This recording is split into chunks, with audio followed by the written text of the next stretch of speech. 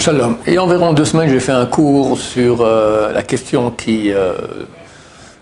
on parle beaucoup, l'engagement des Bahouy Yeshivot, des étudiants des Yeshivot à l'armée, et comme quoi, d'après la Torah, c'était une chose qu'il ne fallait absolument pas faire, pour la protection d'Israël.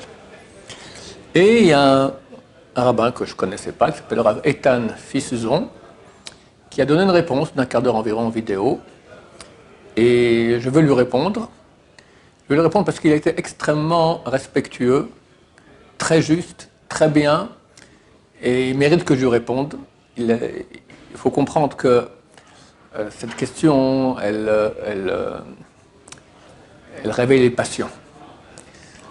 Hier, j'étais à un mariage et j'ai rencontré là-bas le Mashbak, l'intendant du Rav David Abou Hatzera, Shalita, qui a dit qu'on est très très proche du Mashiach. Il a dit que la chose essentielle, c'est l'amour entre nous, dans le peuple d'Israël. Et dans le monde religieux, il y a 2 camps. Le monde d'Ati-Leumi, sioniste religieux, et qu'on appelle orthodoxe. Et il y a un grand piège, qui est, vu qu'on n'est pas d'accord sur des points essentiels, comme par exemple l'engagement des Bahouy Yeshivot à l'armée, ça peut réveiller les passions, et la haine, à Dieu ne plaise. La haine, c'est terrible. Et le Rav Fisuzon a parlé, il était vraiment, je le félicite, il a dit, c'est pas du tout un débat justement politique, mais c'est une question de Torah. On peut, quand on discute, quelqu'un on dit la Gemara, on peut ne pas être d'accord et discuter, c'est pas pour ça qu'on se hait. La Gemara dit et vahev besoufa, c'est qu'on fait la guerre et après on s'aime, d'accord? Alors, quand on a fini d'étudier, on s'aime quand même, c'est pas parce que je n'étais pas d'accord avec toi. Donc, je réponds, et c'est vraiment un débat de Torah à Torah. J'aimerais souligner l'importance de cela. C'est écrit dans le traité Yebavot, page 14, qu'il y avait un désaccord entre Beth Shammai et Beth Hillel sur la Tsarat Yebama qui est une herva. Je ne vais pas rentrer dans le détail, c'est un peu compliqué. Mais Beth Shammai et Beth Hillel n'étaient pas d'accord sur certains cas de relations qui pouvaient mettre au monde des mamzerim, des enfants bâtards. Enfin, un mamzer, on ne peut pas se marier avec lui, c'est interdit. Ils n'étaient pas d'accord. Un disait c'est un enfant cachère, l'autre disait c'est un mamzer.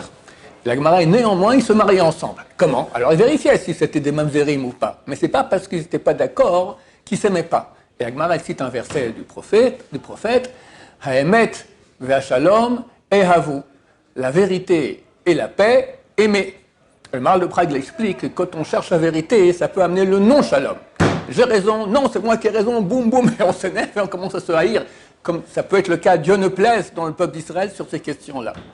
Alors le verset dit bien, à émettre, il faut chercher la vérité, va shalom, et à vous, aimer. Donc je félicite le Rav Fisuzon et je lui réponds dans le même cadre de réponse de Torah à Torah, avec beaucoup d'amour, Bezrat Hashem, tout son Mashiach revient, c'est fini, on n'aura même pas le temps de mettre les Bahouy Yeshivot à l'armée, mais bon, on peut toujours faire un débat toraïque.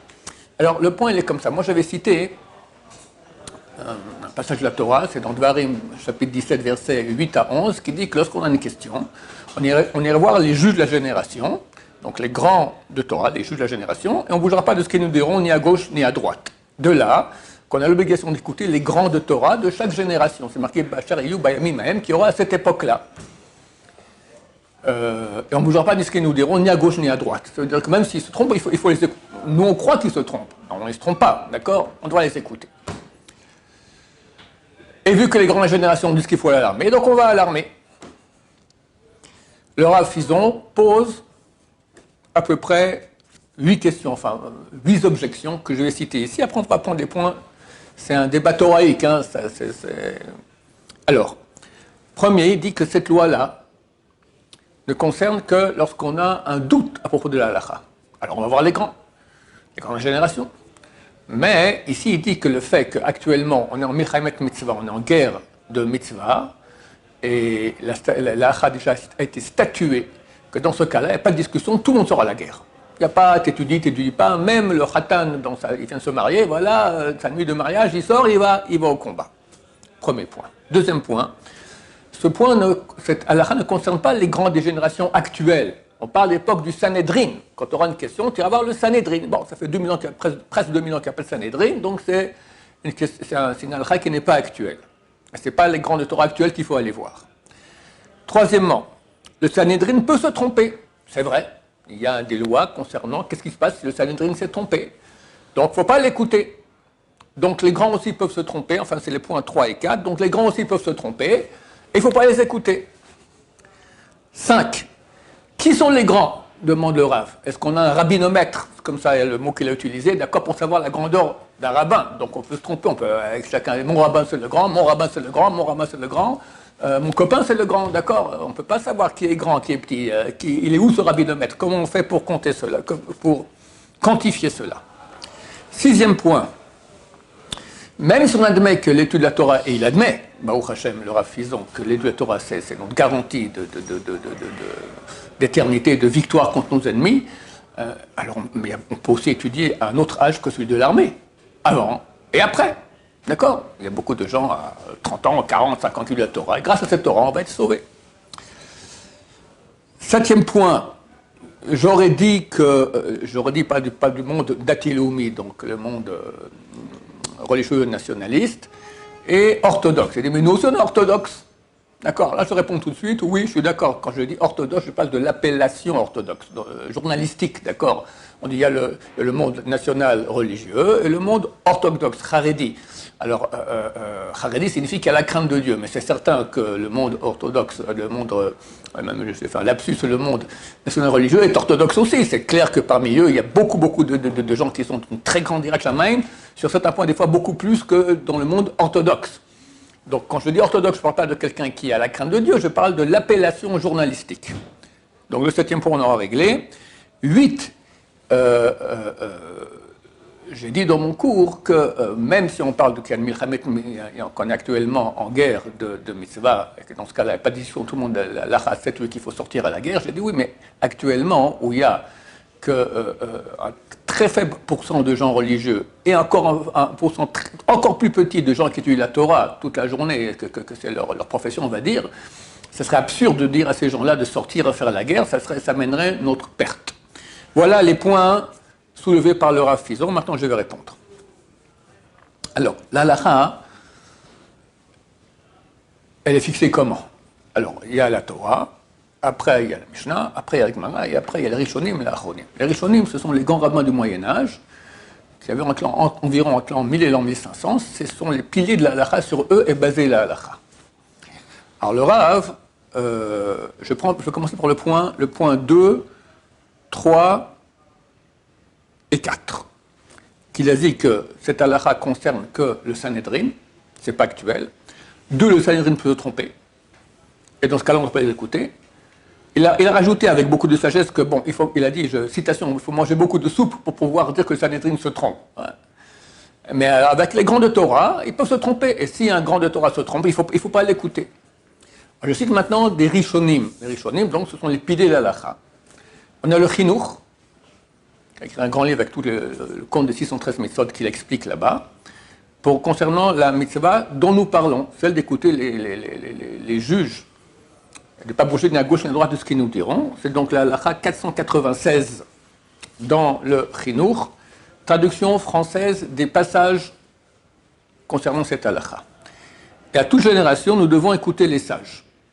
Point de suspension, une phrase un peu plus loin. Et même s'ils se trompent sur une ou plusieurs choses, nous n'avons pas le droit de nous opposer à eux et nous ferons comme leur erreur. En parenthèse, il faut encore prouver que c'est une erreur, parce que si tous les grands sages de la génération, en tout cas une grande partie, on va dire, on parle ici de deux camps, le nationalisme religieux et orthodoxe. Si tous du monde orthodoxe disent la même chose, ce sont des grands, on va expliquer ça tout de suite, le rabbinomètre, d'accord, comment il fonctionne, allez dire le contraire qu'eux, il faut être super calé. Mais bon, admettons qu'ils se trompent. Eh bien, le Chinuch nous dit, au Moyen-Âge, il est préférable de souffrir une erreur que tous soient toujours subordonnés, et que tous soient toujours subordonnés à leur avis, plutôt que chacun fasse comme il pense, car cela amènerait à la destruction de la religion et le partage du cœur du peuple et la perte totale de toute la nation. Et on conclut vers la fin de cette halakha, cette mitzvah exprime notre obligation d'obéir aux paroles des sages antérieurs et aux grands de la sagesse de la Torah de notre génération. Écoutez les grands de Chokhmat Torah, de la sagesse de la Torah de notre génération. Donc le Rav, quand il écrit ça, il ne parle pas que de sa génération à lui, il écrit pour les générations à venir, c'est un livre, d'accord? Chaque génération, il y a l'obligation d'écouter les grands de la Torah. Donc ça ne concerne pas que le Sanhédrin. Deux, même si le Sanhédrin se trompe, et même les grands de la Torah, encore faut-il le prouver. En attendant, si on va pouvoir prouver que c'est faux, et beaucoup de grands de Torah se joignent à nous pour montrer, alors ok, tu peux choisir tes grands de Torah. Mais si maintenant, dans le monde orthodoxe du moins, la totalité des grands de Torah disent quelque chose, qui est celui qui pourra dire qu'il se trompe? Et même si on admet qu'il se trompe, le Rav nous dit qu'il faut les écouter. C'est pas le seul. Le Ran, aussi un des Rishonim du Moyen-Âge, dans Drashot Haran, Drush 12, par le paragraphe commençant par les mots Vehatshuva. Traduction. De même qu'il a donné au Sanhédrin la capacité de représenter les grands de la Torah et ses enseignants, il doit en être de même en ce qui concerne les grands sages d'Israël. Donc on doit écouter les grands sages d'Israël de chaque génération. Maintenant, à part cela, c'est logique. Parce que la Torah, il y a des questions qui n'ont pas été statuées. Alors, qui on va demander? Si on n'écoute pas les grands de Torah, qui on va écouter? Mon copain? Mon concierge? Le primeur? Le boulanger? C'est pas logique. C'est comme dans n'importe quelle branche. En médecine, on a ici en Israël un rabbin qui s'appelle le Rav Führer. Ce n'est pas un médecin. Il n'a jamais fait d'études de médecine, mais il s'y connaît très bien. Pour chaque point spécial, le plus pointu qu'il puisse y avoir, il te dira qui est le grand spécialiste au monde qu'il faut aller voir. Il n'a pas été, avec le rabbinomètre, d'accord, comme on dit, il n'a pas été faire un examen à chacun des médecins dans chaque branche pour voir s'il est grand ou il est petit. Il ne connaît pas toute la médecine. On parle maintenant de définir maintenant qui est le plus grand dans chaque point. Tu as un problème à l'oreille, dans ce point exactement, qui tu vas voir? Il te dit, il va voir en Amérique, en Australie, etc. Comment il fait? Ben, comme dans n'importe quelle branche. J'ai un problème en droit. Attends, tu as un avocat qui est petit, moyen, grand, très très grand. Ça a beaucoup plus d'argent, d'accord? Comment on sait c'est quoi un avocat qui est très très grand? Moi, je ne me connais pas du tout en droit, je n'ai pas fait d'études de droit, je ne connais rien. Ben, je vais aller voir des grands avocats qui vont me dire qui sont les plus grands avocats qu'il y a sur le marché. J'en prends 10, ils me disent qui est le plus grand parmi vous? Et ils reconnaîtront. Pour ce point-là, c'est lui. Pour ce point-là, c'est lui. Comme ça, il fait Führer aussi au niveau de la médecine. Il va prendre des grands médecins. Dites-moi pour ce point-là qui est le meilleur ou les meilleurs qu'il y a. Ils te diront. Idem, ça c'est pour le rabbinomètre, d'accord, comment ça fonctionne, comment on sait c'est quoi un grand. On va prendre les plus grands Talmidei Chachamim de la génération, on va prendre disons 100, et dites-moi parmi vous qui sont les 4 ou 5 les plus grands, ou le plus grand. Et tous sont d'accord, et tous sont d'accord. Je parle dans le monde orthodoxe. Dans le monde national, il faut que j'explique encore un peu, c'est quoi un grand de Torah? Un grand de Torah, c'est pas la longueur de sa barbe, évidemment, c'est pas le nombre de livres qu'il a écrits, c'est pas le nombre de gens de sa communauté. C'est un grand en Torah. Et que ça.